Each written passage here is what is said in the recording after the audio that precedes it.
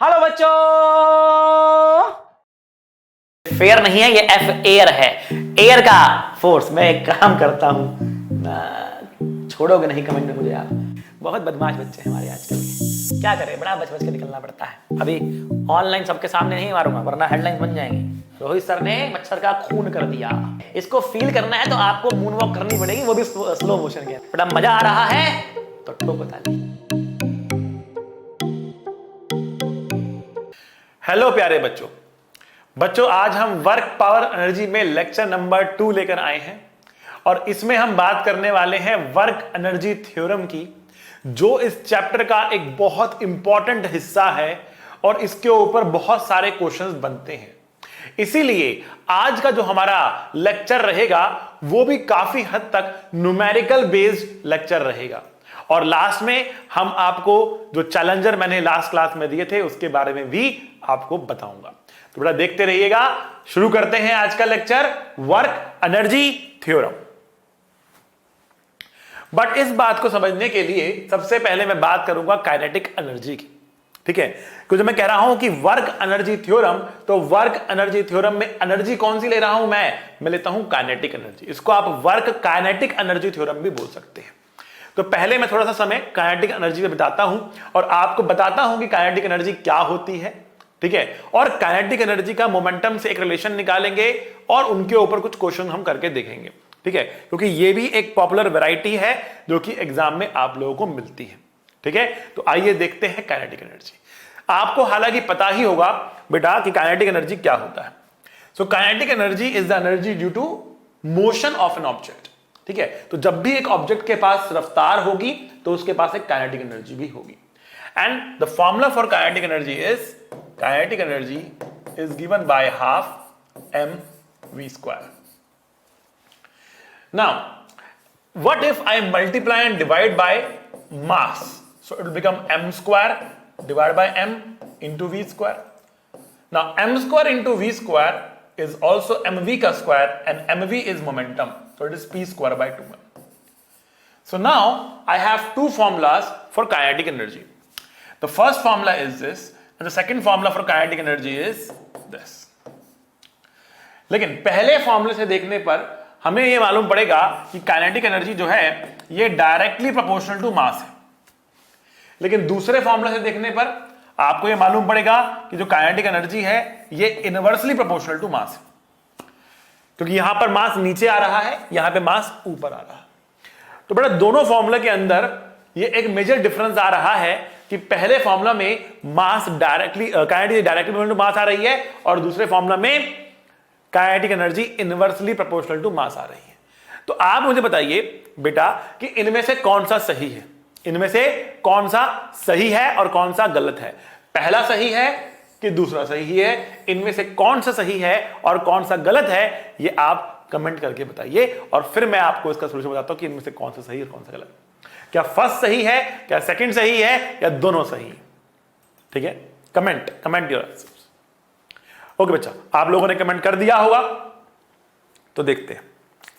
बेटा kinetic energy directly proportional to mass होगी या इनवर्सली प्रोपोर्शनल टू मास होगी, वो डिपेंड करता है कि आपने दो ऑब्जेक्ट्स की क्या चीज सेम ली है। क्या आपने स्पीड सेम ली है या मोमेंटम सेम लिया है।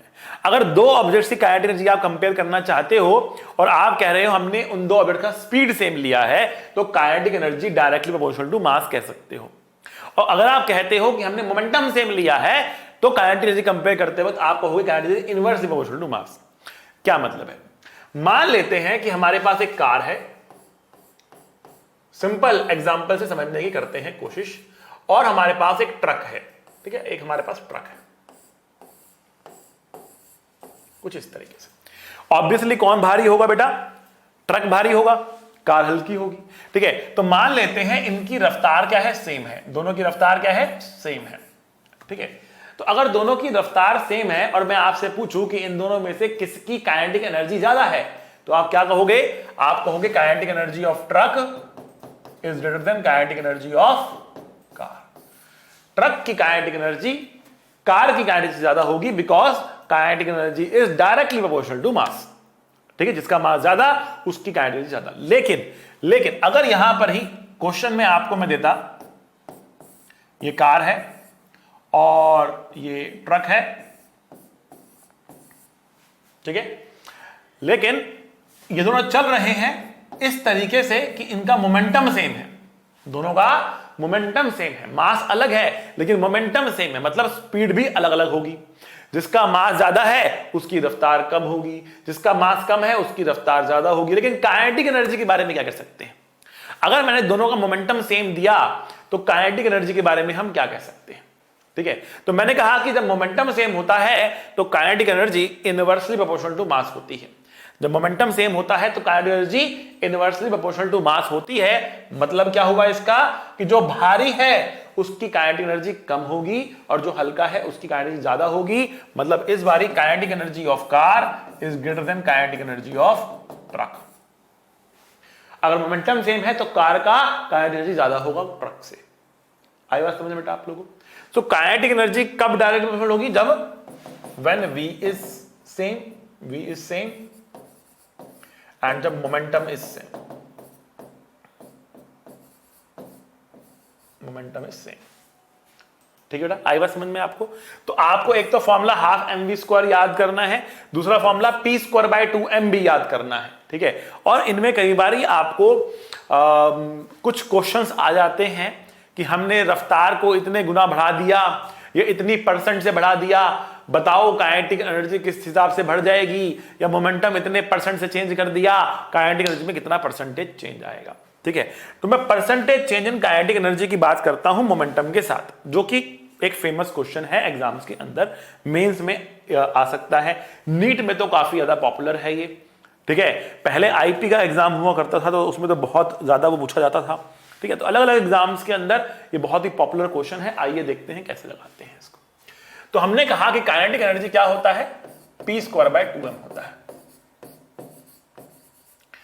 अब मास तो हम चेंज कर नहीं रहे व्हीकल का, हम क्या चेंज कर रहे हैं? उसका मोमेंटम चेंज कर रहे हैं। ठीक है ना, हम उसकी रफ्तार को बढ़ा के या घटाकर उसका मोमेंटम चेंज कर रहे हैं। ठीक है, तो अगर % चेंजेस में बात की जाए, अगर % चेंजेस से बात की जाए तो हम कह सकते हैं यहां पर दैट फॉर स्मॉल % चेंजेस,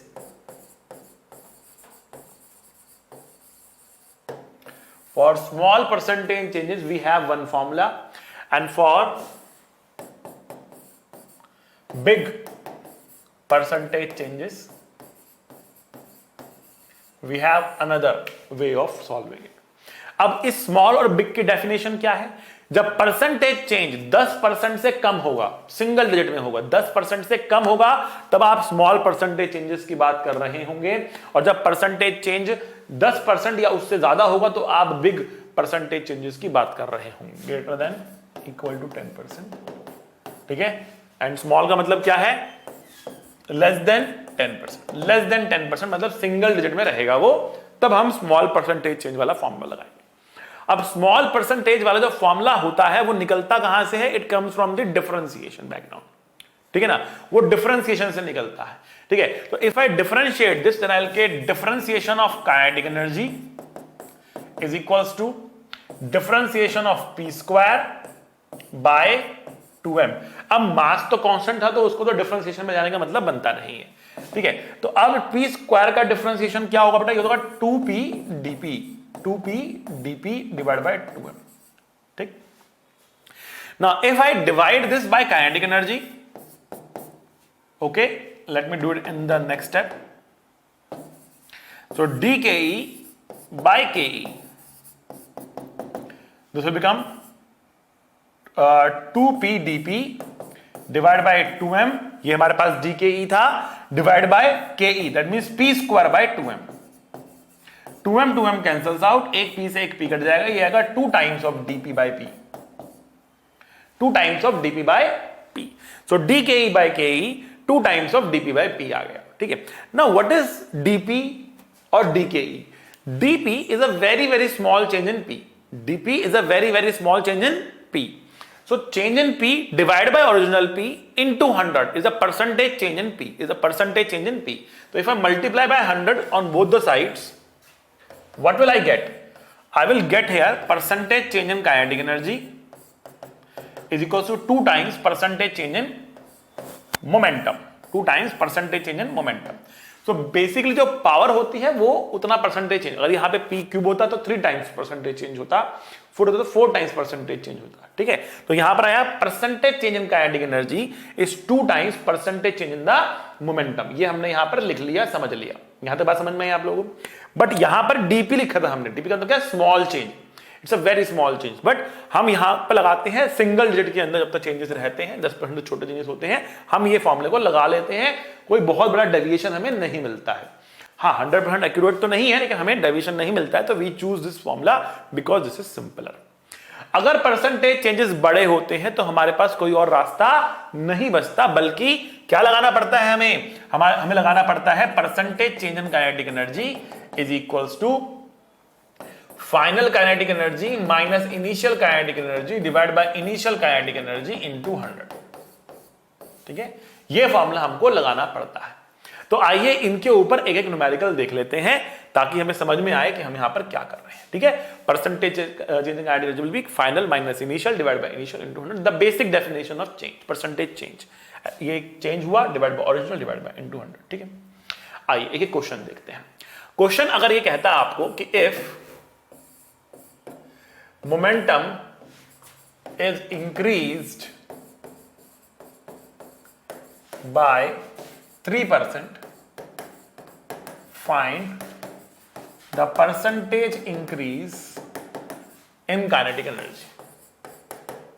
ठीक है, find percentage increase in kinetic energy। So we have the formula that percentage change in kinetic energy is 2 times percentage change in momentum, is double the percentage change in momentum, right? Okay, so percentage change in momentum is 3%, so we'll multiply it by 3 and we'll get 6। ठीक है, so percentage change in kinetic energy will be 6%। तो अगर 3% से change हो रहा क्या momentum, तो will get 6% से चेंज होगा क्या काइनेटिक एनर्जी। आ रही बात समझ में? यहां तक आई थिंक यहां तक कोई दिक्कत परेशानी वाली बात नहीं होगी, सिंपल। बट यहां पर अगर मैं कहता कि 3% नहीं है 30% है, 3% नहीं है बल्कि कितना है 30% है, तब क्या करेंगे?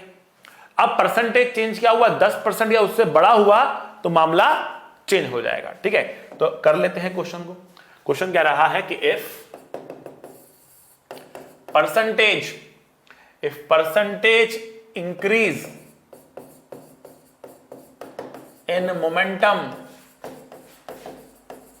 let's say 20% or 30%, whatever you can take, ठीक है, then find percentage increase in kinetic energy। ठीक, तो अब हम कहेंगे now the percentage increase in kinetic energy is the final kinetic energy minus the initial kinetic energy divided by initial kinetic energy। Now what is initial kinetic energy? So let's say I am saying that initial kinetic energy is equals to p square by 2m, p square by 2m, where p is the initial momentum, where p is the initial momentum। initial momentum मतलब मैंने p लिया, अगर p initial momentum है so initial kinetic energy will be p square by 2m। What will be final kinetic energy? Final kinetic energy क्या होगी? तो बहुत simple है निकालना, हम कहेंगे final kinetic energy is P plus 20% of P। हमने क्या कहा? P इंक्रीज हुआ इसलिए मैंने प्लस किया, पहले P था उसमें प्लस किया, कितना प्लस किया? 20% ऑफ P। तो how to find 20% of P? 20% is 20 by 100 into P, 20 by 100 into P आ गया। तो कितना है यहाँ पे आया 1.2 P, P final is 1.2 times of P आ गया।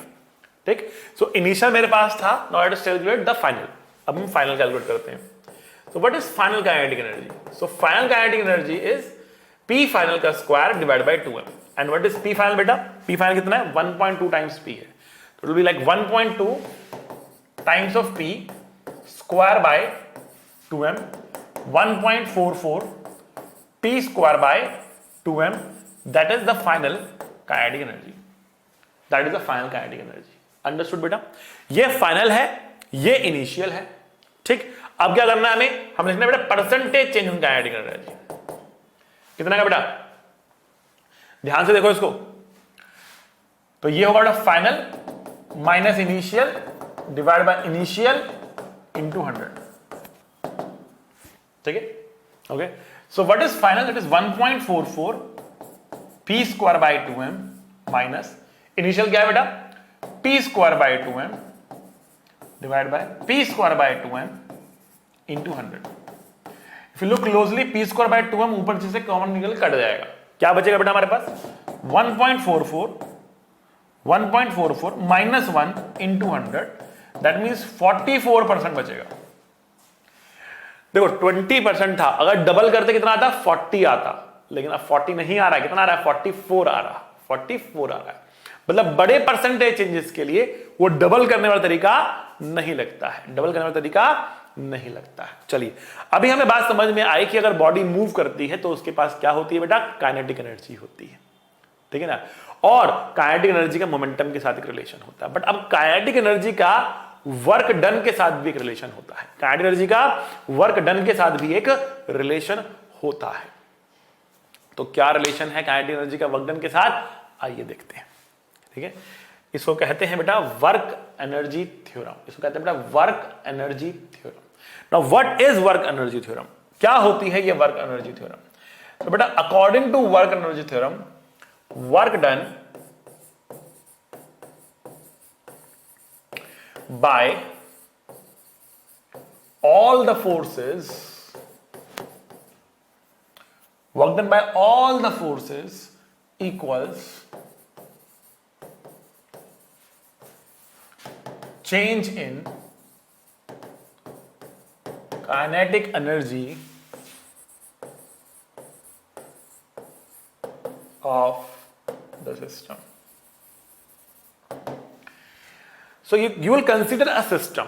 Okay, you will be given many objects and you will decide your system first.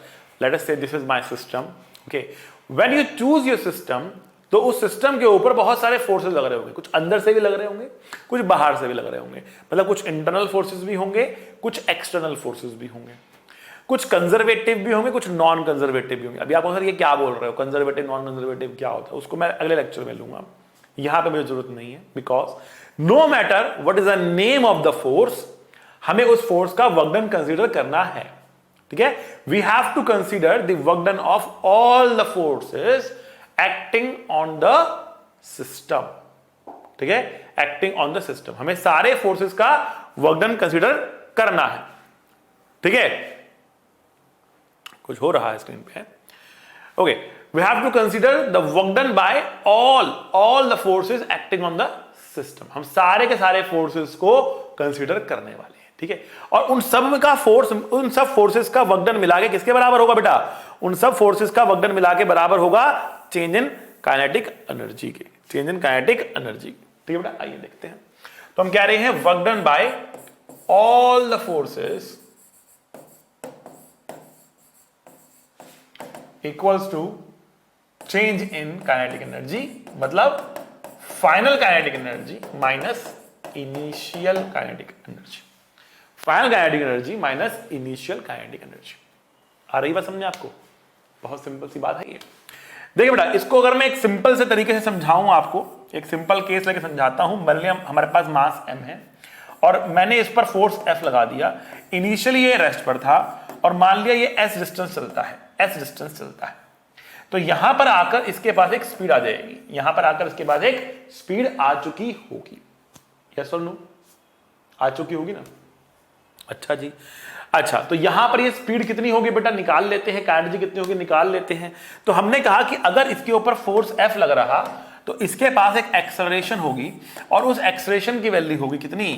Force upon में मास. उसकी कितनी वैल्यू होगी बेटा? फोर्स अपॉन में मास. ये वैल्यू होगी. एक्सेलरेशन इज फोर्स अपॉन में मास, ये इसकी वैल्यू होगी. ठीक है. अच्छा, अगर अगर अगर ये इसकी वैल्यू है, ये अपने आप ही डॉट्स कहां से आ रहे हैं? कुछ भूत टाइप का यहां पर हो रहा है, सुपर नेचुरल.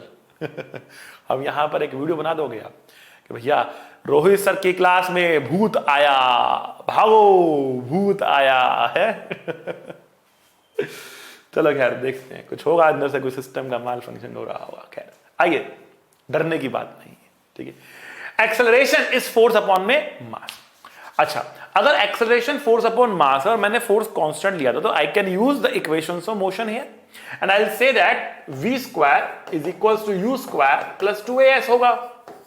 अच्छा, v कितना है निकालना है, u कितना है बेटा 0 है, और a कितना है, a है बेटा f बाई m है, इनटू s होगा। यस और नो, ये होगा ना बेटा। अच्छा जी, अब ये तो v स्क्वायर है, what is kinetic energy equals to, how much kinetic energy will this gain? How much kinetic energy will this gain? This will gain half m v square kinetic energy। पहले 0 था, अब ये हो गई, ठीक है, तो half into m, v square कितना है बेटा 2f by m into s। तो आप देखेंगे जो काइनेटिक एनर्जी इसने गेन करी है वो कितना होगा बेटा f इंटू s। ठीक है, आ रही बात समझ में आपको। But what is f into s? f into s is work done, f into s is work done. So can I say that the kinetic energy gain is equals to F into S. The kinetic gain is equals to F into S. Understood? Clear है? All right, beta. So that is the kinetic energy that is equals to the work done. In fact, let me write here as W instead of F into S. All clear? चलिए भैया, बहुत शानदार, बहुत बहुत शानदार। ठीक है, अब इसके ऊपर हम करते हैं कुछ एप्लीकेशंस। अब इसमें हम कुछ करते हैं एप्लीकेशंस। आइए देखते हैं इसके ऊपर जो एप्लीकेशन हमारे सामने आ रही है। शानदार एप्लीकेशंस आ रही हैं आपके सामने, बहुत सारे न्यूमेरिकल्स आज हम करने वाले हैं। अपनी कुर्सी की पेटी को बांध लीजिए, ठीक है, कॉपी पेन लेके तैयार रहना है, कॉपी पेन लेके तैयार रहना है, ठीक है। ये आपके सामने है क्वेश्चन, और इस क्वेश्चन को हम लगाएंगे, ठीक है। आइए देखते हैं। कह रहा है कि एक ब्लॉक है जिसका मास है 5 kg का, जो कि मूव कर रहा है 10 मीटर पर सेकंड की रफ्तार से रफ ग्राउंड के ऊपर, ठीक है। रफ ग्राउंड है तो सबसे पहले हम एक रफ ग्राउंड बना लेते हैं यहाँ पे, ठीक है। और फिर एक ब्लॉक, सबसे पहला काम बेटा, अब तो मैंने लिख लिया आपके सामने, देखिए लिख के लेकर आया हूं आपके सामने। क्या लिखा है? सबसे पहला काम सुंदर डायग्राम, ठीक है बेटा। तो इसको मिस नहीं करना है, लिखवा दिया हूं अपनी छाती पे मैं, ठीक है ना, कि सबसे पहला काम सुंदर डायग्राम है, ठीक है। ये बनाना है, इसको छोड़ना नहीं है, ठीक है। अगर डायग्राम नहीं बनाओगे, डायरेक्टली इक्वेशन में पूछोगे तो कहीं ना कहीं गलती कर सकते हो बेटा, गलती कर सकते हो। गलती से बचने के लिए हमें अच्छी आदतें सीखनी है, और अच्छी आदत क्या है? खाना खाने से पहले हाथ धोना है, और क्वेश्चन करने से पहले सुंदर डायग्राम, ठीक है ना। तब इक्वेशन आप बनानी है आपको, ठीक है। आइए आइए देखिए, अब ये क्या कर रहा है, एक ब्लॉक है मास 5 kg का, moving with an initial speed of 10 metre पर सेकेंड, ठीक है। तो ये हमारे पास ब्लॉक है, इसका है मास 5 kg का, और it is moving with the speed of 10 metre पर second, okay. On a rough ground is rough and the coefficient of friction here is 0.2. Find the distance traveled by the block before coming to rest. ये अब रुकेगा तो कितना distance चल चुका होगा, ठीक है, आपको ये डिस्टेंस बताना है। तो बेटा एक तरीका तो है आप काइनेमैटिक्स से सॉल्व कर लेना, जैसे मैंने अभी आपको दिखाया था, लेकिन अब हम अपनी सोच को काइनेमैटिक्स से ऊपर ले जा रहे हैं, और लॉज ऑफ मोशन से ऊपर ले जा रहे हैं, और एनर्जी के टर्म में देखना चाह रहे हैं, वर्क के टर्म में देखना चाह रहे हैं, ठीक है ना। तो आइए देखते हैं, हम यहां पे लगाएंगे बेटा work energy theorem. Work energy theorem लगाने के लिए पहले आपको बनाना है एफबीडी। तो आप यहां पे बनाएंगे वेट 50 न्यूटन का, आप यहां पे बनाएंगे नॉर्मल रिएक्शन जो खुद होगा 50 न्यूटन के बराबर, और इसके ऊपर एक पीछे की तरफ फ्रिक्शन लग रहा होगा जिसकी वैल्यू होगी बेटा 0.2 इंटू नॉर्मल रिएक्शन जो कितना है 50 के बराबर है। तो फ्रिक्शन की वैल्यू कितनी आ गई बेटा आपके पास, मल्टीप्लाई करेंगे 10 न्यूटन के बराबर फ्रिक्शन की वैल्यू आ गई। तो 10 न्यूटन का फ्रिक्शन फोर्स लग रहा, ठीक है, जो इसको रोकेगा और अल्टीमेटली ये रुक जाएगा, ठीक है ना। तो यहां पर हम चाहें तो पहले एक्सेलरेशन निकाल लें और फिर इक्वेशन ऑफ मोशन सॉल्व करके लगा सकते हैं। एक तरीका तो हमारे पास ये है, बट मेथड नंबर 2 लगाएंगे हम यहां पे, हम कहेंगे work energy theorem, WET, work energy theorem, wet गीला, ठीक है ना। तो वर्क एनर्जी थ्योरम की हम बात कर रहे हैं वाले हैं यहां पर। आइए देखते हैं कैसे करेंगे इसकी बात। देखो, वर्क एनर्जी थ्योरम के according work done by all the forces equals to change in kinetic energy. अब कौन कौन से फोर्स लग रहे हैं? Work done by mg, work done by normal, work done by friction equals to half m। Final speed कितनी है बेटा? फाइनल एनर्जी कितनी है? 0 है ना, और इनिशियल कितनी है हमारे पास? Half m e square. Final 0 है हमारे पास, इसलिए 0 डाल दिया हमने यहाँ पे, ठीक है। अच्छा भाई आते हैं थोड़ा सा और इसका पतला करते हैं। mg, अब mg तो नीचे लग रहा है, जा ये इधर रहा है, तो कितना एंगल है? 90 डिग्री का एंगल है, तो 0 वोल्ट। नॉर्मल ऊपर लग रहा है, अगेन 90 डिग्री का एंगल है, कितना आएगा वोल्ट? 0 आएगा। फ्रिक्शन पीछे लग रहा है, कितना? 10 न्यूटन का। गया ये आगे, कितना? 5 मीटर, 5 मीटर गया है, नहीं 5 मीटर नहीं, जितना मीटर गया वो निकालना है। एस गया है, एस, ये 5 नहीं, एस लिखा है, ठीक है। तो हमने माना कि एस गया है, लेकिन क्योंकि उल्टा चल रहा है इसलिए आपको क्या पुट करना पड़ेगा? यहां पर नेगेटिव पुट करना पड़ेगा, ठीक है। नेगेटिव की पुट कर रहे हैं यहां पर हम, क्योंकि फोर्स पीछे है, जा आगे रहा है। 180 डिग्री का एंगल है, 180 डिग्री का एंगल है फोर्स और डिस्प्लेसमेंट के बीच में, इसलिए माइनस पुट कर रहे हैं। Is equals to minus half m, कितना है हमारे पास बेटा? 5 kg है, ठीक है। और यू कितना है बेटा हमारे पास? यू कितना है हमारे पास? यू हमारे पास 10 है, तो 10 का स्क्वायर, ठीक है, 10 का स्क्वायर है। तो यह बेटा हमारे पास माइनस माइनस भी हट गया, 10 इंटू एस, एस हमें निकालना है, इज इक्वल्स टू 100, 50, 250, ठीक है। तो एस आया बेटा 25 मीटर, 25 मीटर, 25 मीटर चल के ये रुकेगा। The block will stop after travelling 25 meters. तो एक तरीका हमारे पास यहां से आ गया, बहुत शानदार तरीका, बहुत बढ़िया तरीका आपके सामने हाजिर हो चुका। इस तरीके से निकाल सकते हैं, ठीक है। चलिए अगले क्वेश्चन में बढ़ते हैं, ठीक है। अगले क्वेश्चन में बढ़ते हैं। अब अगले क्वेश्चन में क्या था? पहले से वो रुका हुआ था और हम चलाएंगे उसको, ठीक है। अगले क्वेश्चन में ये हो रहा है, देखो। अब ब्लॉक ऑफ मास, सबसे पहला काम बेटा सुंदर डायग्राम, ठीक है, डायग्राम बना लेंगे। अब ब्लॉक ऑफ मास 2 kg, तो आप सबसे पहले एक ब्लॉक बनाएंगे 2 kg का, शानदार। इस kept on a rough table of coefficient of friction 0.2, तो यहां पे कितना फ्रिक्शन का कोएफिशिएंट है? 0.2, ठीक है। आगे बढ़ते हैं। हॉरिजॉन्टल फोर्स 10 न्यूटन का लग रहा है, हॉरिजॉन्टल फोर्स 10 न्यूटन का लग रहा है, ठीक है भाई। Act on the block, find the speed of the block after it travels a distance of 5 meter. इस क्वेश्चन में ये 5 मीटर चल रहा है,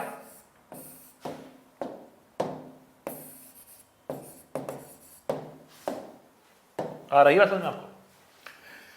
ठीक है भाई। तो फ्रिक्शन कितना लग रहा होगा? देखो mg और नॉर्मल तो ऐसे लगेंगे ना 20-20 के, 20-20 है ना, और फ्रिक्शन लगेगा पीछे की तरफ, कितना? 0.2 इंटू 20,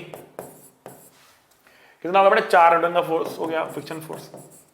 0.2 इंटू नॉर्मल, नॉर्मल 20 के बराबर है, 0.2 इंटू 20 कितना आया बेटा? 4 न्यूटन के बराबर है। तो 10 आगे 4 पीछे, 10 आगे 4 पीछे, 10 आगे 4 पीछे, ठीक है। mg और नॉर्मल का तो वर्क डन है नहीं, सो work done by all the forces, all the forces किसके बराबर बेटा? Change in kinetic energy, final minus initial, that is work energy theorem, ठीक है। अब ऑल द फोर्स बेटा 10 न्यूटन का कितना वर्क डन है? What is the work done? 10 Newton, it is 10 into 5, it is 10 into 5, ये है 10 न्यूटन वाले का वर्क डन। अच्छा, फ्रिक्शन का वर्क डन कितना बेटा? 4, लेकिन नेगेटिव लिखना पड़ेगा। अच्छा, मच्छर कर रहा है ये, मच्छर अब पकड़ा गया है। ये काम हो रहा है ना, ये किसी भूत के कारण नहीं हो रहा है, ये मच्छर कर रहा है, मच्छर आ रहा है, अपने निशान यहां पर छोड़ के जा रहा है। हम देख रहे हैं कि कौन कर रहा है ये, ठीक है। इसका इंतजाम करना पड़ेगा मच्छर का थोड़ा सा, ठीक है ना। पेस्ट कंट्रोल करवाते हैं यहां पर हम जल्दी। इतनी सर्दी हो गई है फिर भी मच्छर मान ही नहीं रहे हैं। खैर आते हैं। तो 10 इंटू 5, 10 इंटू 5 ये आ गया हमारे पास, ठीक है। अब देखो 4 इंटू 5 बट नेगेटिव में, क्योंकि उल्टा है ना, 4 इधर लग रहा है, 5 इधर लग रहा है। और mg नॉर्मल तो वैसे ही कैंसिल हो रहे हैं, हम तो कोई वर्क डन आ नहीं रहा। तो फाइनल काइनेटिक एनर्जी कितनी है इसकी? मास कितना है? 2 किलोग्राम का मास है, 2 किलो का है भैया ये। और इनिशियल काइनेटिक एनर्जी 0 है, इनिशियल काइनेटिक एनर्जी कितनी है? 0, रुका हुआ था, रेस्ट पर था। Block is kept on the stable, moving नहीं है, केप्ट है, ठीक है। ऑलराइट, सो 2 से 2 कट गया, 50 minus 20 equal to v square. तो हमें स्पीड बतानी है, तो स्पीड आ जाएगा अंडर रूट 30,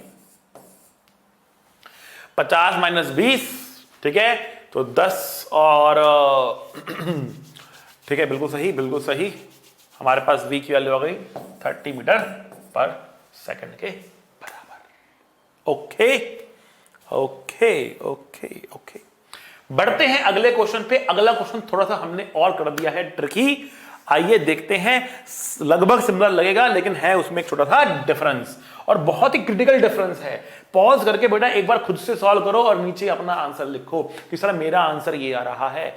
देखेंगे कितने बच्चे गलती कर रहे हैं, और आई एम डैम श्योर कि इस क्वेश्चन के अंदर कम से कम नहीं तो 50% बच्चा गलती करेगा ही करेगा, जल्दबाजी में गलती करेगा ही करेगा, और कहीं तो धुरंधर भी गलती कर देंगे इसके अंदर। ठीक है, तो आइए बच्चा ध्यान से देखते हैं इस क्वेश्चन को। सबसे पहला काम, सुंदर डायग्राम। आइए, a block of mass 2 kg is kept on a rough table. आइए a block of mass 2 kg is kept on a rough table of coefficient of friction 0.2. A force of 20 Newton acts on the block at an angle 37 degree with the horizontal. Find the speed of the block after it travels a distance of 5 meters. ठीक है, तो वापस से ये 5 metre चल रहा है। इसका रफ्तार यहां पे कितना हो जाएगा ये बताना है आपको। ठीक है, तो अब देखिए, जब मैं कह रहा हूं सबसे पहला काम सुंदर डायग्राम, इसका मतलब ये नहीं है कि हमें केवल ये बना के छोड़ देना है। इसके बाद सारे फोर्सेस दिखाने जो उस पर लग रहे हैं। 20 नॉर्मल, फ्रिक्शन की वैल्यू बोलो बेटा कितनी होगी, बोलो। 0.2 इंटू 20, 0.2 इंटू 20, नहीं बेटा 20 नहीं होगी, नॉर्मल होगी। नॉर्मल की वैल्यू कितनी होगी, 20। नॉर्मल की वैल्यू कितनी होगी, 20।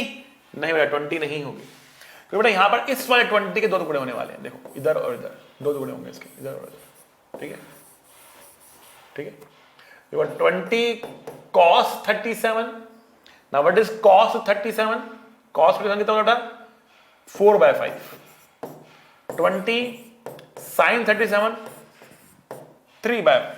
जिसको नहीं पता है बेटा उसको याद करना है, cos 37 4/5, sin 37 3/5 होता है, और थीटा के साथ वाला कंपोनेंट cos थीटा होता है, इसलिए यहां पर cos 37 4/5 लिख दिया मैंने। तो बेटा कितना, 16 आ गया, ये 12 आ गया, 16 एंड 12।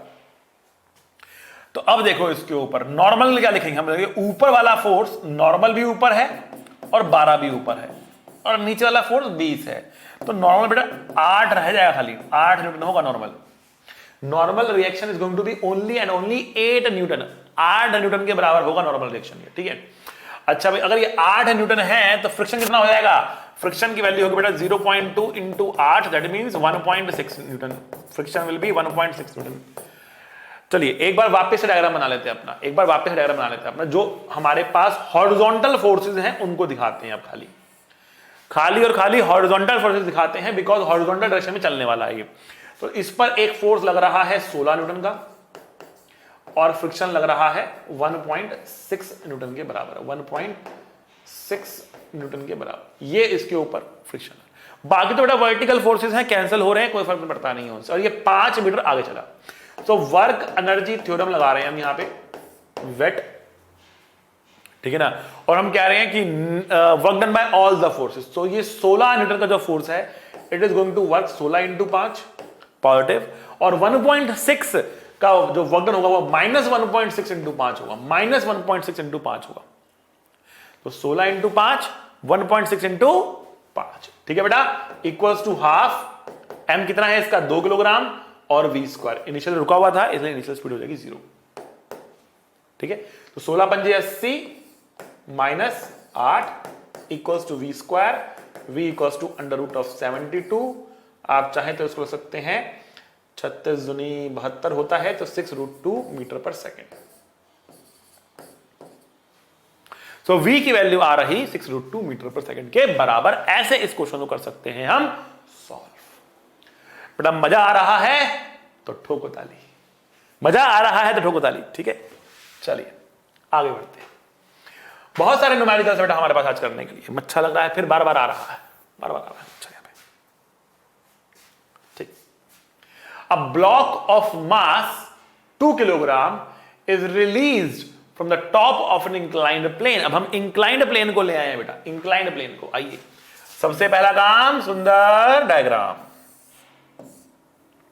इंक्लिनेशन 37 डिग्री का। A block of mass 2 kg is released from the top of an inclined plane of height दिया, लेंथ नहीं दिया, लेंथ ये होती है, हाइट ये होता है। लेंथ ऑफ इंक्लाइंड प्लेन ये बोलेंगे, हाइट ये बोलेंगे, ये ध्यान रखना है आपको, ठीक है। अच्छा, the coefficient of friction is 0.2, here the coefficient of friction is 0.2, okay. Find the speed of the block, मच्छर है, भाग यहाँ से, चलो अभी ऑनलाइन सबके सामने नहीं मारूंगा वरना हेडलाइंस बन जाएंगी, रोहित सर ने मच्छर का खून कर दिया है। Okay, Rohit sir is a murderer, he murders the मच्छर, ओके। खैर, the coefficient of friction is 0.2, find the speed of the block when it reaches the bottom of the inclined plane, bottom of the inclined plane, ठीक है। जब यहां पहुंच जाएगा तो इसकी रफ्तार कितनी हो जाएगी, इसकी रफ्तार कितनी हो जाएगी, ठीक है। आइए बच्चा, सबसे पहले इसकी लेंथ निकालते हैं, इसकी लेंथ कितनी होगी, ठीक है। मैंने कहा मान लेते हैं इसकी लेंथ है x, ठीक है। So I can say that 4/x is equal to sin 37, and sin 37 कितना होता है बेटा, 3/5 होता है, ठीक है। तो x की वैल्यू कितनी है बेटा, 20/3 आ गई, 20/3 मीटर आ गई, ठीक है, दैट इज x। चलो चुपके से हमने सबसे पहले x निकाल लिया, ठीक है। अब देखिए आगे बात करते हैं। Work done by all the forces लिखने होते हैं, तो यहां पे हमें FBD बनाना है, सारे फोर्सेस दिखाने हैं। तो mg नीचे लग रहा है, नॉर्मल जो है इधर लग रहा है, और नॉर्मल की वैल्यू कितनी होगी बेटा यहां पर, mg cos 37, mg cos 37, ठीक है। और फ्रिक्शन पीछे लग रहा है, जिसकी वैल्यू कितनी होगी बेटा, म्यू इनटू नॉर्मल रिएक्शन। तो पहले नॉर्मल की वैल्यू निकाल लेते हैं। m कितना है, 2 किलोग्राम का है, ये 10 हो गया। cos 37 कितना होता है बेटा, 4/5। तो नॉर्मल की वैल्यू आ रही है 16 न्यूटन के बराबर, ठीक है। नॉर्मल की वैल्यू आ रही है 16 न्यूटन के बराबर, ठीक है। अच्छा, म्यू कितना है, 0.2 है, और 16 से हमने मल्टीप्लाई किया, कितना बेटा, 3.2 आ गया, 3.2 आ गया। तो friction is 3.2 newton, friction 3.2 newton. अच्छा, अब देखिए, work done by all the forces का मतलब है, क्या मतलब है, work done by all the forces equals to change in kinetic energy, that is the work energy theorem. मैं बार बार लिख रहा हूं ताकि आप इसको बार बार देखो, आपके मन में भी बार बार इसको दोहराओ, और कल को कोई आपको सोते हुए उठा के पूछे ना, भैया वर्क एनर्जी थ्योरम क्या होता है, तो क्या बोलोगे, आप बोलोगे work done by all the forces equal to change in the kinetic energy होता है, ठीक है ना। ये चीज आपको एकदम आपके जहन में बस जानी चाहिए, ठीक है। बहुत कम रूल्स हमारे पास हैं, बहुत कम थ्योरम्स हमारे पास है, बहुत कम लॉज हमारे पास है, ठीक है ना। केमिस्ट्री एक ग्रंथ है जिसमें न जाने कितने बातें छुपी हैं। फिजिक्स तो बेटा बहुत छोटी सी, बहुत क्लीन, बहुत क्लियर है। मैथ्स में न जाने कितने फॉर्मूले हैं, फिजिक्स तो बहुत सिंपल, बहुत छोटी सी, बहुत क्लियर है, ठीक है ना। वो जान लो तो सारे क्वेश्चन बनते हैं। पूरी क्लास में मैं आज यही करता रहूंगा, मैं work done by all the force equal to change in the kinetic energy, work done by all the force equal to change in the kinetic energy, पूरी क्लास में यही करता रहूंगा। देखना कितने क्वेश्चन बनेंगे इसी से, ठीक है। आइए, work done by all the forces, तो ऑल द फोर्सेस में कौन कौन से फोर्सेस आ रहे हैं, नॉर्मल आ रहा है, mg आ रहा है, फ्रिक्शन आ रहा है, फाइनल माइनस इनिशियल आ रहा है, ठीक है। इनिशियल तो 0 था, ठीक भाई। अच्छा भाई, अब नॉर्मल देखो, ये जा ऐसे रहा है, नॉर्मल ऐसे है, इनके बीच में एंगल तो 90 है ना। अब क्योंकि एंगल 90 है इसलिए नॉर्मल का बटन कितना आएगा बेटा, 0 आ जाएगा। mg का बटन कितना होगा बेटा, mg है कितना, 20 है ना, 20 है ना mg। तो नीचे की तरफ 20 लग रहा है, और नीचे कितना आ रहा है, 4 आ रहा है। नीचे ही आ रहा है, नीचे ही फोर्स है, नीचे ही आ रहा है, नीचे ही फोर्स है। अगर फोर्स भी नीचे गया भी नीचे, फोर्स भी नीचे गया भी नीचे, तो वर्क डन होगा पॉजिटिव। तो मैंने आपको लास्ट क्लास में समझाया था कि work done bye a constant force क्या होता है, हमें देखना होता है फोर्स, और मल्टीप्लाई करना होता है फोर्स की डायरेक्शन में कितना चला।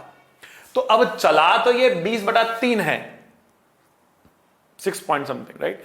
चला तो ये 20/3 है, लेकिन हमें इससे मतलब नहीं है। हमें किससे मतलब है? फोर्स नीचे लग रहा है, तो नीचे कितना गया, नीचे कितना गया, तो नीचे तो 4 ही गया है ना, ठीक है। So work done by gravity will be, normal का 0 है, work done by gravity will be 20 into 4, 20 into 4, 20 into 4 positive work done by gravity, ठीक है, बहुत बढ़िया। फ्रिक्शन का वर्क डन कितना होगा? तो फ्रिक्शन पीछे लग रहा कितना? 3.2, ये नीचे आ रहा कितना कितना 20/3, 20/3। तो नेगेटिव वर्क डन होगा कि पॉजिटिव वर्क डन होगा? नेगेटिव होगा। कितना होगा? फोर्स कितना है? 3.2 है, मल्टीप्लाई कितना नीचे आ रहा है? नीचे ये आ रहा है कितना? 20/3 आ रहा है, half into M into we square और इनिशियल है 0, ठीक है बेटा। देखो कितना बेटा, ये 80 हो गया, ये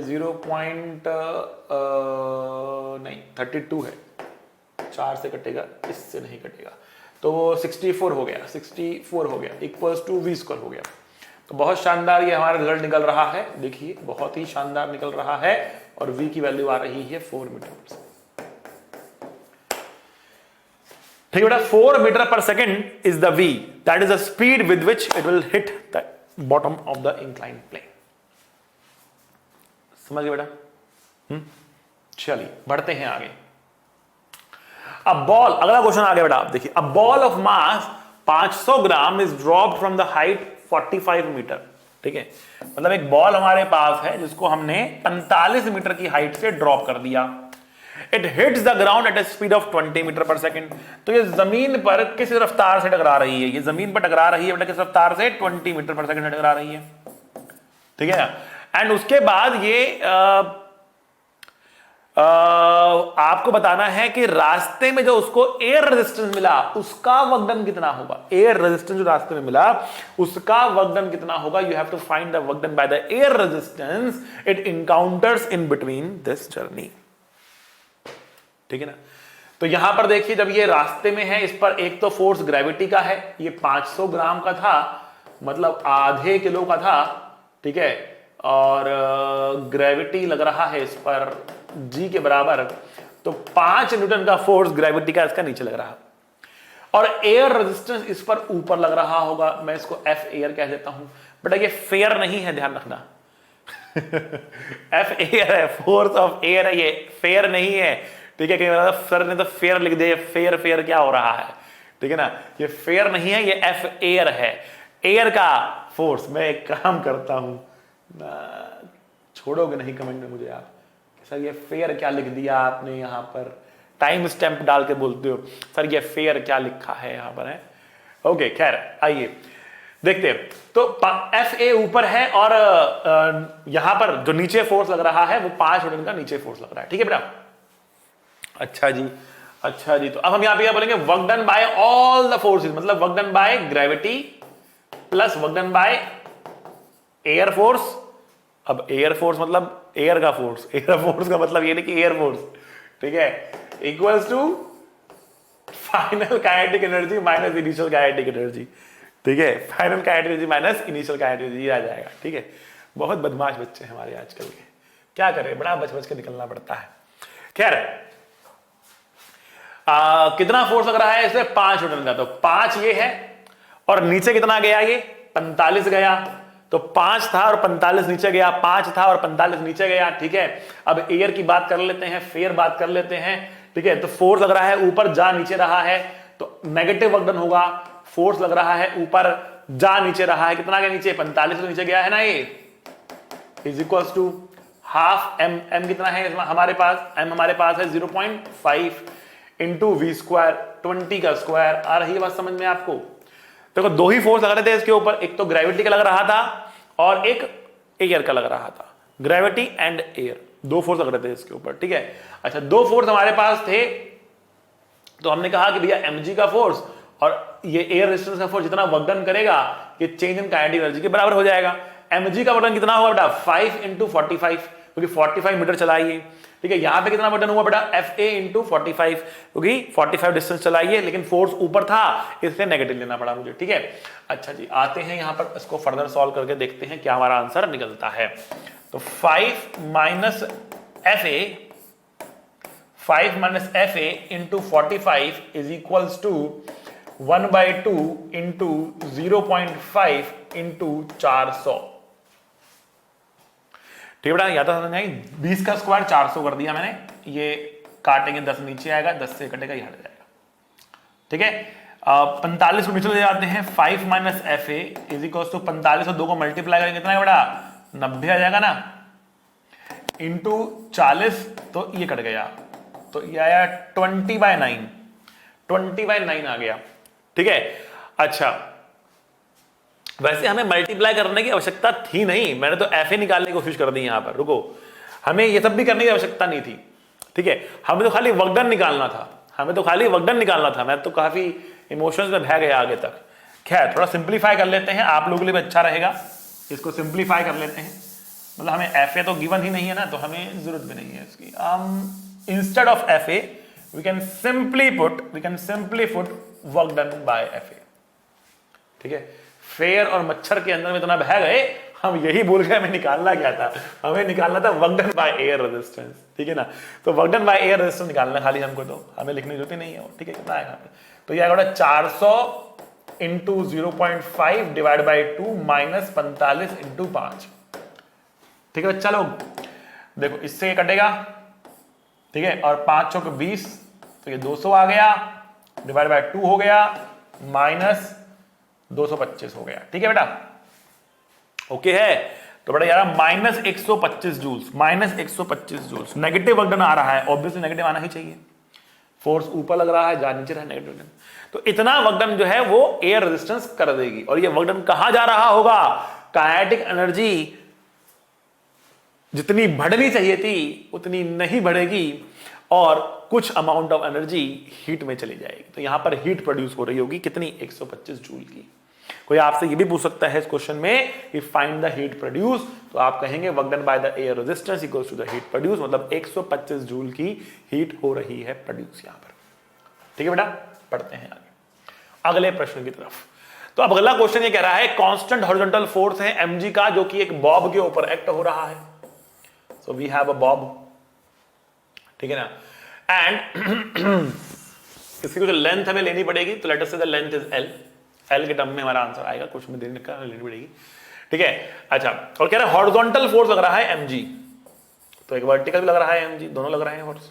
ये तो होता है ग्रेविटी का, ये हमने बाहर से लगा रखा है, और कांस्टेंट लगा रखा है, हॉरिजॉन्टल लगा रखा है। Find the speed of the Bob when the angle rotated by the thread is 45 degree. मतलब जब ये एंगल 45 डिग्री हो जाएगा ना, ठीक है, तब भी इस पर mg लग रहा होगा और mg लग रहा होगा, लेकिन यहां पर आते आते आते आते इसके बाद एक रफ्तार आ चुकी होगी। आपको बताना है ये रफ्तार कितनी होगी, आपको बताना है रफ्तार कितनी होगी। बहुत बढ़िया, तो हम यहां पे क्या कहेंगे बेटा, हम कहेंगे work done by all the forces equals change in kinetic energy. अब ऑल द फोर्सेस में कौन कौन से फोर्सेस आ रहे, ठीक है, इसको मैं F कह देता हूं जो हम लगा रहे। तो वर्क डन बाय mg आ रहा, वर्क डन बाय F आ रहा, वर्क डन बाय टेंशन भी तो आएगा। अरे टेंशन कैसे भूल सकते हो, बहुत टेंशन है, इतनी टेंशन, और टेंशन ही भूल गए। Half mv² minus 0।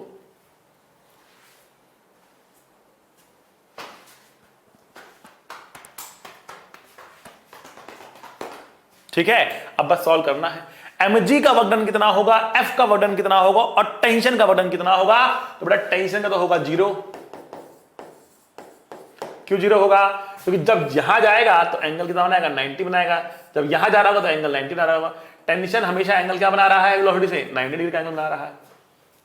ठीक है ना, अब क्योंकि हर एक पॉइंट पर एंगल 90 डिग्री बन रहा है टेंशन का वेलोसिटी के साथ या छोटे छोटे डिस्प्लेसमेंट्स के साथ, इसलिए हमारे पास टेंशन का वर्क डन 0 आने वाला है।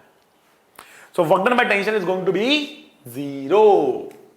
ठीक है, अब F का वर्क डन कितना होगा, आइए एक दोबारा डायग्राम बना लेता हूं, क्योंकि वरना काफी गंदा हो गया है। तो आप कहोगे सर आपने तो सुंदर डायग्राम कहा था और आपने गंदा डायग्राम बनाया है, ये सुंदर नहीं है, हमें अच्छा नहीं लगा, हमें अच्छा नहीं लगा थू।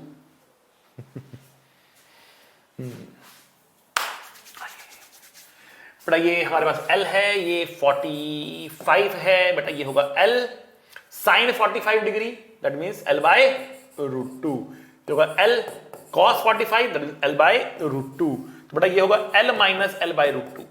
ठीक है, अब मैं डिस्टेंसेस क्यों निकाले मैंने, तो मैंने आपको समझाया था कि work done bye constant force क्या होता है। दोबारा लिखता हूं कि work done bye constant force क्या होता है, ये होता है बेटा force multiply by displacement in the direction of force, force multiply by displacement in the direction of force. जिस डायरेक्शन में फोर्स लग रहा है उस डायरेक्शन में कितना डिस्प्लेसमेंट है, जिस डायरेक्शन में फोर्स लग रहा है उस डायरेक्शन में कितना डिस्प्लेसमेंट है। ठीक, ओके, तो mg तो नीचे लग रहा है, देखो mg लग रहा है नीचे, mg लग रहा है नीचे,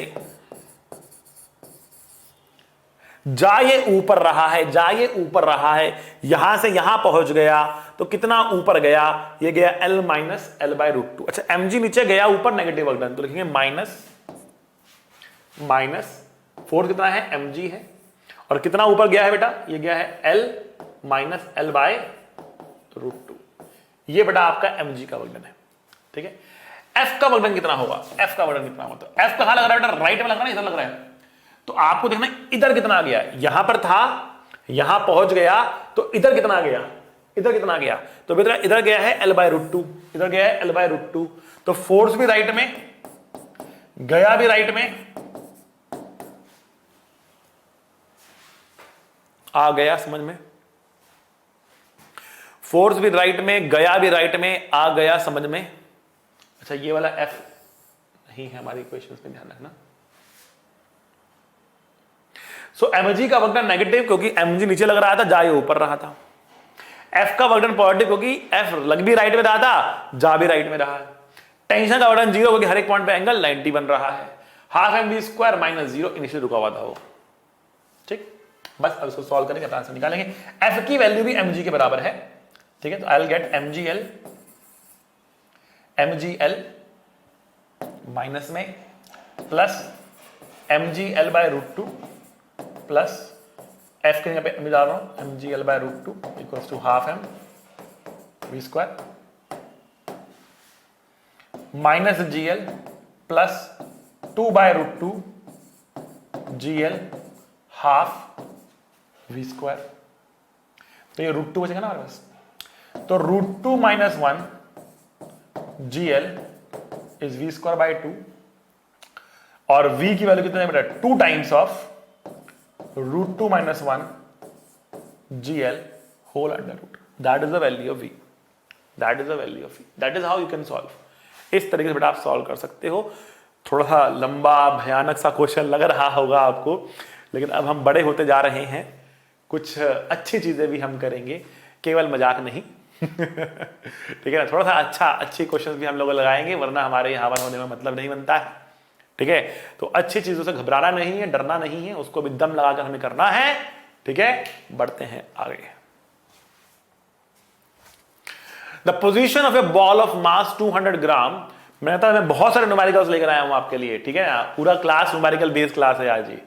ठीक है, अगली क्लास में हालांकि बहुत थ्योरेटिकल पढ़ेंगे हम लोग, जहां पर हम पोटेंशियल एनर्जी की बात करेंगे। ठीक है, बट फिलहाल वो उस क्लास में रहने दीजिए, अभी आते हैं। The position of a ball of मास 200 ग्राम, तो मास आपको दे रखा है 200 ग्राम या 0.2 किलोग्राम, और जो उसका पोजीशन है वो चेंज हो रहा है टाइम के साथ। Work done in the first 2 seconds. अब करने के 2 तरीके हैं इसको यहां पर। ठीक है, लेकिन हम वर्क एनर्जी थ्योरम से इसे कराएंगे, सबसे सिंपल अच्छा तरीका वही है। ठीक है, तो सबसे पहले इसको डिफरेंशिएट करो और वी निकाल लो। याद है आरजी रूल? आरजी रूल याद है बेटा आपको? x दिया है, v निकालना है तो डिफरेंशिएट करेंगे, v दिया है, a निकालना है तो डिफरेंशिएट करेंगे, a दिया है, v निकालना है तो इंटीग्रेट करेंगे, v दिया है, x निकालना है तो इंटीग्रेट करेंगे। क्या दिया है? x दिया है, क्या निकालना है? v निकालना है, तो क्या करेंगे? हवन करेंगे, हवन करेंगे, हवन करेंगे। बोलो क्या करेंगे? हवन करेंगे, हवन करेंगे, हवन करेंगे।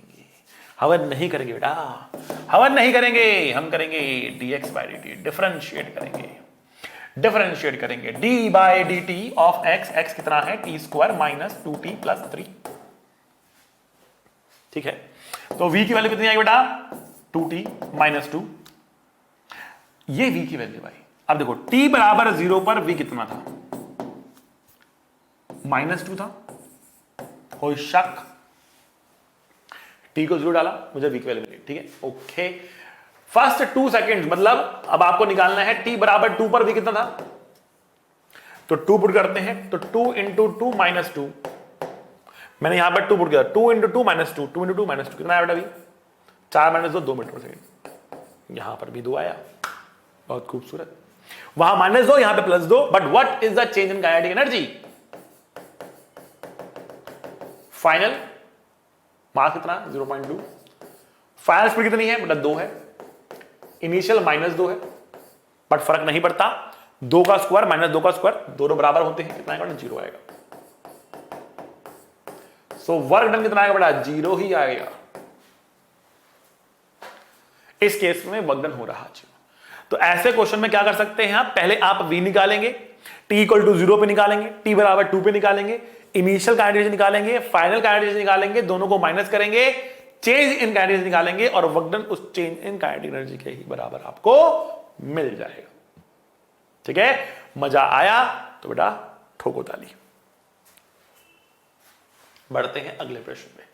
अगला क्वेश्चन कह रहा है force time graph of a ball of mass 300 gram, ठीक है, मास दे रखा है आपको 300 gram, is shown in the diagram. अब ध्यान से देना, फोर्स और टाइम का ग्राफ है, फोर्स और एक्स का ग्राफ नहीं है। एफ एक्स का ग्राफ का एरिया क्या देता है आपको, area under F x graph, ये होता है वर्क डन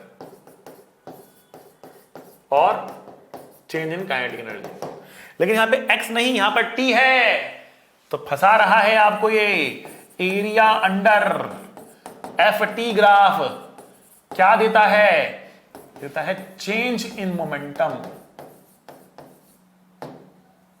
जिसको ये बात नहीं पता उसको लॉज ऑफ मोशन का लेक्चर देखना पड़ेगा। कौन सा लेक्चर देखना पड़ेगा, इंपल्स हिट इट, ठीक है okay. So area under the F T graph equal to change in momentum, final momentum minus initial momentum देता है, ठीक है।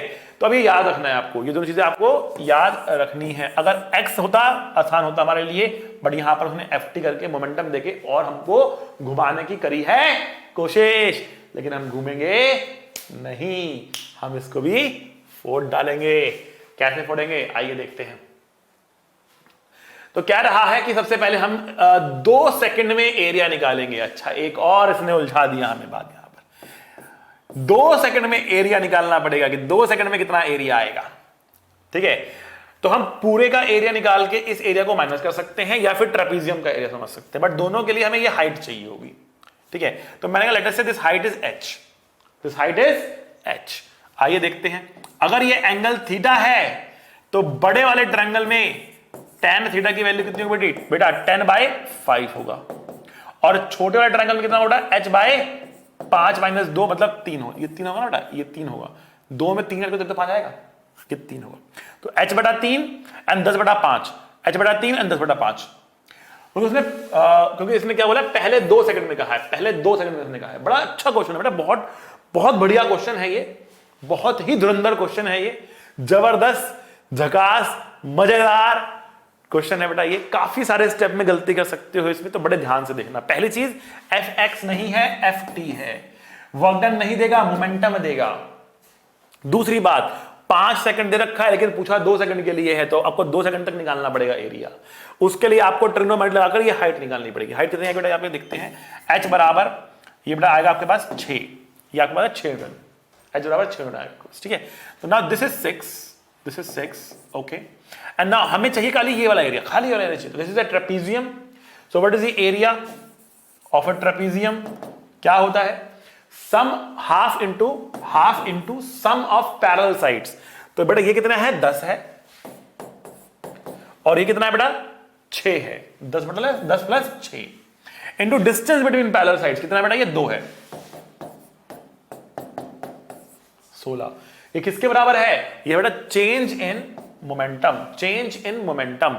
तो मास कितना है इसका? 0.3 kg, फाइनल माइनस इनिशियल। अब इनिशियल आपके पास 2 दे रखी है, इनिशियल आपके पास 2 मीटर पर सेकंड के वेलोसिटी आपको दे रखी है, ठीक है ना। तो ये आपके पास है 16 इक्वल टू 0.3 v माइनस 2। यहां कोई साइन मेंशन नहीं किया गया, यहां पर better word would be velocity, ठीक है, better word would be velocity. खैर एनीवेज आते हैं, सॉल्व करते हैं इसको, देखते हैं आगे क्या होता है, ठीक है। यहां से हम v की वैल्यू निकालने की करते हैं कोशिश, ठीक है। तो हमने कहा बेटा यहां से v की वैल्यू कितनी आएगी? ये आएगी बेटा 16 divide by 0.3 plus 2, 16 divide by 0.3 plus 2, ये है v की वैल्यू। कितना बेटा यहां पर 16.6 डिवाइड बाय 0.3 और 166 डिवाइड बाय 3, 166 डिवाइड बाय 3, ये v की वैल्यू हमें मिली है, केवल और केवल v की वैल्यू मिली है। अभी हमें v की वैल्यू मिली है, हमें वर्क डन निकालना था। तो वर्क डन क्या होगा बेटा? वर्क डन होगा change in kinetic energy, change in kinetic energy, ठीक है ना। तो इसके बाद आप क्या कहोगे? आप कहोगे work done is half M we square minus U square, half M we square minus U square, ये कहोगे, ठीक है। तो हाफ एम कितना बेटा हमारे पास? देखते हैं, एम है 0.3 वी स्क्वायर, और वी कितना है हमारे पास? 166 बाय 3, तो 166 बाय 3 का square minus U square, you कितना हमारे पास? 2 है, यू कितना बेटा हमारे पास? 2 है, ठीक है। तो 2 का स्क्वायर, इसको सॉल्व करेंगे, will get our work done, हमें हमारा वर्क डन मिल जाएगा, ठीक है बेटा। आइए एक बार फिर से रिवाइज करते हैं, हमने इस क्वेश्चन में क्या किया। काफी बड़ा भयानक सा क्वेश्चन है ये, ठीक है। तो हमें कहा गया कि वर्क डन निकालना है और एफटी ग्राफ दे दिया गया। एफ एक्स से निकालना होता तो सिंपल आता, एफटी से निकालने में डिफिकल्टी हो जाएगी। क्यों? क्योंकि एफटी से एफटी का जो एरिया होता है ना, वो चेंज इन मोमेंटम देता है, चेंज इन मोमेंटम देता है, कोई दिक्कत नहीं है। पर 2 सेकंड में निकालना था, तो पहले 2 सेकंड की हाइट निकाली हमने ट्रिग्नोमेट्री लगा के, फिर ट्रेपीजियम का एरिया लिखकर हमने एरिया निकाल लिया। अब जो एरिया आया उसको हमने बराबर किया चेंज इन मोमेंटम के, तो mass into final velocity minus initial velocity. इसको सॉल्व करके हमने v निकाला। अब जो v हमारा यहां पर निकल रहा है, उस v की वैल्यू को लेकर हमने चेंज इन काइनेटिक एनर्जी के लिए सॉल्व कर लिया, ठीक है। इसका कैलकुलेशन मेरे ख्याल से आप लोग आराम से कर सकते हो, कोई दिक्कत वाली बात नहीं होगी, ठीक है।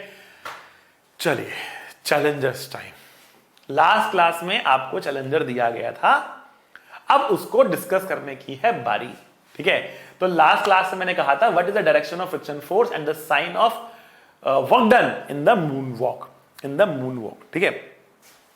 देखिए समझने की कोशिश करते हैं।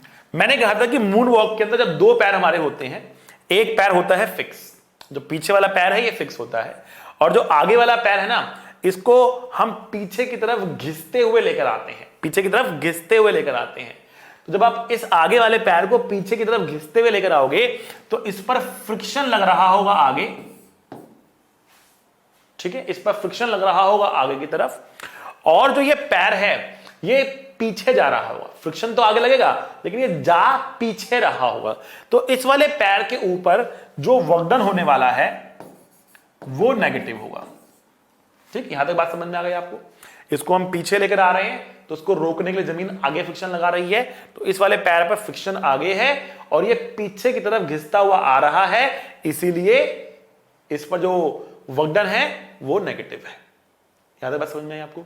चलिए अब पीछे वाले पैर की बात करते हैं, ठीक है। जब इस पे फ्रिक्शन आगे लगेगा तो फ्रिक्शन हमको आगे चलाने की कोशिश करेगा, फ्रिक्शन हमको आगे चलाने की कोशिश करेगा, तो वहां पर यह पैर हमें आगे जाने से रोकेगा, हमें आगे जाने से रोकेगा, ठीक है ना। और इसके ऊपर फ्रिक्शन पीछे की तरफ लगेगा, इस वाले पे पीछे की तरफ फ्रिक्शन लगेगा, पीछे की तरफ एफ डैश। आ रही है समझ में? इस पे फ्रिक्शन पीछे की तरफ लगेगा, ठीक है। इसको फील करना है तो आपको मून वॉक करनी पड़ेगी, वो भी स्लो मोशन के अंदर। करके देखिए, एक पैर को आगे रखिए और उस पैर को पीछे की तरफ धकेलने की कोशिश करेंगे, तो आपको दोनों पैर पे फ्रिक्शन जो है जमीन पर फील होगा। जो पीछे वाला पैर है उस पर पीछे की तरफ फ्रिक्शन होगा, ठीक है ना। पीछे की तरफ फ्रिक्शन होगा, वो आगे बढ़ना चाहेगा। जब आप आगे वाले पैर को पीछे की तरफ खींचोगे तो वो दूसरा वाला पैर आगे बढ़ना चाहेगा और उसको रोकने के लिए फ्रिक्शन पीछे आएगा। लेकिन ये पैर चलेगा नहीं, ये पैर वहीं पे खड़ा हुआ है और दूसरा पैर ही है जो पीछे की तरफ जा रहा है। ठीक है, दूसरा पैर ही है जो पीछे की तरफ जा रहा है, वो पैर वहीं पे खड़ा हुआ है। फिर ये माइकल जैक्सन क्या करता है, या मूनवॉक में क्या होता है, ये दूसरे वाला पैर पीछे आ चुका होता है और फिर वो उसको रोक लेता है और फिर पहले वाले पैर को पीछे की तरफ घिसराता है। तो फ्रिक्शन क्या करता है, डायरेक्शन को चेंज कर लेता है। ठीक है, तो इस इंस्टेंट में मैं आपको बता रहा हूं, जो पैर आगे है और पीछे की तरफ घिसर रहा है उस पर फ्रिक्शन आगे है, जो पैर स्टेशनरी है और पीछे है उस पर फ्रिक्शन पीछे है। लेकिन ये पैर चल नहीं रहा तो इस पर वर्कडन क्या है बेटा, जीरो है वर्कडन इस पर। तो नेट वर्कडन क्या हुआ बेटा, इस पर जीरो, उस पर नेगेटिव, नेट भी क्या होगा, नेगेटिव होगा। अगर दो क्वांटिटी है, एक जीरो है एक नेगेटिव है, जोड़ोगे क्या आएगा, नेगेटिव तो आएगा। ठीक है ना, तो फ्रिक्शन की डायरेक्शन और वर्कडन का साइन आपको यहां पर मालूम पड़ गया। अगले चैलेंजर की बात करते हैं। ये भी एक बहुत ही ब्यूटीफुल क्वेश्चन है। ये बेसिकली अगर आप कहें तो ये एरोडोव का क्वेश्चन है, मेडिकल के लिए नहीं है। ठीक है, इंजीनियरिंग के लिए है। जो इंजीनियरिंग वाले बच्चे हैं, खासतौर से जो एडवांस के लिए सोचते हैं, उनके लिए ये प्रश्न है। ठीक है, तो आइए देखते हैं कैसे करेंगे इस क्वेश्चन को। तो बेटा मैंने कहा ये फोर्स कांस्टेंट है कि वेरिएबल है, तो आप कहोगे बेटा ये फोर्स क्या है, वेरिएबल है। अच्छा जी, ये वेरिएबल फोर्स है। अगर ये वेरिएबल फोर्स है तो इसके लिए वर्कडन का फॉर्मूला क्या आएगा बेटा, तो आप कहोगे वर्कडन का फॉर्मूला होगा integration fx dx integration fy dy, यही तो लिखेंगे ना। z वाला कंपोनेंट तो है नहीं, यहां पे k कैप तो है नहीं। अच्छा जी, fx क्या है, तो fx होता है जो i कैप के साथ लगा हो वो fx होता है। तो यहां पर i के साथ y लगा है, y लगा है तो ये y dx हो गया। और यहां पर j के साथ x लगा है तो ये क्या हो गया बेटा, x dy हो गया। अब बड़ी मुसीबत आ गई हमारे पास। क्या मुसीबत है, dx के साथ y है और dy के साथ x है। नॉर्मली इंटीग्रेशन तब होता है जब dx के साथ x हो और dy के साथ y हो। तो हम यहां पे पहला काम तो करते हैं, इंटीग्रेशन को लेते हैं कॉमन और इसको लिखते हैं अंदर इस तरीके से। और इस मुसीबत से निकलने को हमें अब सोचना पड़ेगा कैसे निकले। ठीक है, तो इससे निकलने के लिए आपको सोचना यह पड़ता है कि जो ये ब्रैकेट में आया है ये किसका डिफरेंशिएशन है। जो ब्रैकेट में आया है ये किसका डिफरेंशिएशन है, तो बेटा ये डिफरेंशिएशन है ये होता है एक्स वाई का। अगर हम यहां पे प्रोडक्ट रूल लगाते हैं तो क्या आता है, x into D Y plus Y into D X आता है। ठीक है ना, तो ये क्या है, ये इसका डिफरेंशिएशन है। So now I can write this as integration of differentiation of X Y, integration of differentiation of X Y, है ना। अब ये एक्स वाई बन गया। ठीक है, तो अब जो ये इसकी लिमिट्स है ना वो भी आप चाहो तो चेंज कर सकते हो। ठीक है, आप कह सकते हो एक्स वाई, तो इनिशियल एक्स वाई कितना है बेटा, 6 है और फाइनल एक्स वाई कितना है बेटा, -5 है।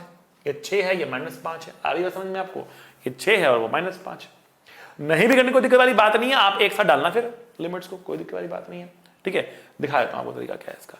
अब इंटीग्रेशन और डिफरेंशिएशन होते हैं एक दूसरे के उल्टे और वो हो जाते हैं बेटा कैंसिल। बहुत ही बेटा आउट ऑफ बॉक्स क्वेश्चन है, बहुत ही आउट ऑफ बॉक्स क्वेश्चन है ये। तो डी और इंटीग्रेशन क्या हो जाते हैं, कैंसिल हो जाते हैं। अब लिमिट क्या डालोगे आप, लोअर लिमिट होगी बेटा 2,3 और अपर होगी -1,5।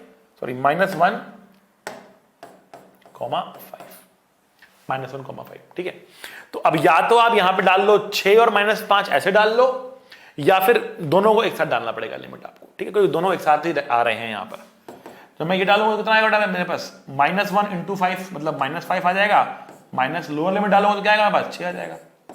तो -11 जूल्स हमारे पास आंसर आ रहा, -11 जूल्स हमारे पास आंसर आ रहा है। इस तरीके से इस क्वेश्चन को हम करेंगे सॉल्व। थोड़ा डिफिकल्ट डेंजरस क्वेश्चन है, कंपटीशन के पॉइंट ऑफ व्यू से मैंने क्वेश्चन कराया है बहुत शानदार क्वेश्चन, आपके सामने है सॉल्यूशन। ठीक है बेटा, आज के लिए इतना ही, पढ़ते रहिए, अगली क्लास में मिलेंगे। सी यू, टाटा। पढ़ाई करते रहें, ऑल द वेरी बेस्ट।